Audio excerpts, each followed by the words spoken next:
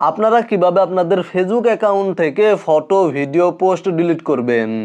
আপনারা যদি আপনাদের ফেসবুক অ্যাকাউন্ট থেকে ফটো ভিডিও পোস্ট ডিলিট করতে চান তাহলে আপনাদের মোবাইল ফোন থেকে ফেসবুক অ্যাপ্লিকেশনটি ওপেন করে ফেসবুক অ্যাকাউন্টে চলে যাবেন এবং তারপরে প্রোফাইলের লোগোতে ক্লিক করে দিবেন। দেন এখানে দেখতে পাচ্ছেন আপনাদের ফেসবুক অ্যাকাউন্টের প্রোফাইলটি শো করছে। আপনারা জাস্ট এখান থেকে নিচে চলে আসবেন অথবা আপনারা চাইলে জাস্ট এখান থেকে সরাসরি প্রোফাইলের লোগোতে ক্লিক করে দিবেন। সরাসরি প্রোফাইলের লোগোতে ক্লিক করে দিলে আপনাদের প্রোফাইলটি শো করবে। আপনারা এখান থেকে নিচে চলে আসবেন এবং আপনারা যেই ভিডিওটি ডিলিট করতে চাচ্ছেন সেই ভিডিওর ওপরে থাকা থ্রি ডটে ক্লিক করে দিবেন বা পোস্টের ওপরে থাকা থ্রি ডটে ক্লিক করে দিবেন এবং তারপর এখানে দেখতে পাচ্ছেন মুভ টু ট্রাস্ট নামে একটি অপশন শো করছে।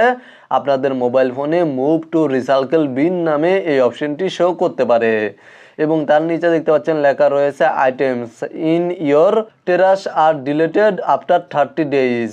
অর্থাৎ আপনারা যদি আপনাদের ফেসবুক অ্যাকাউন্ট থেকে কোনো ফটো ভিডিও পোস্ট ডিলিট করেন তাহলে সেই ফটো ভিডিও পোস্ট ট্রাশ বা রিসাইকেল বিনে চলে যাবে এবং ট্রাশ বা রিসাইকেল বিনে 30 দিন পর্যন্ত 30 days পর্যন্ত থাকবে এবং 30 দিন পরে অটোমেটিক চিরতরে পার্মানেন্টলি ডিলিট হয়ে যাবে।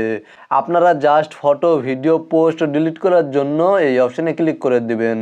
দেন মুভ অপশানে ক্লিক করে দিলে ফটো বা ভিডিও ডিলিট হয়ে যাবে। সেমভাবে আপনারা জাস্ট যে কোনো পোস্ট যে কোনো ফটো যে কোনো ভিডিওর ওপরে থাকা থ্রি ডটে ক্লিক করে দিয়ে এখান থেকে আপনারা মুভ টু ট্রাশ বা মুভ টু রিসাইকেল বিনে ক্লিক করে দিয়ে ফটো ভিডিও পোস্ট ডিলিট করতে পারবেন। মূলত আজকের ভিডিওটি এই পর্যন্তই। ভিডিওটি দেখে উপকৃত হয়ে থাকলে অবশ্যই কমেন্টে জানাবেন।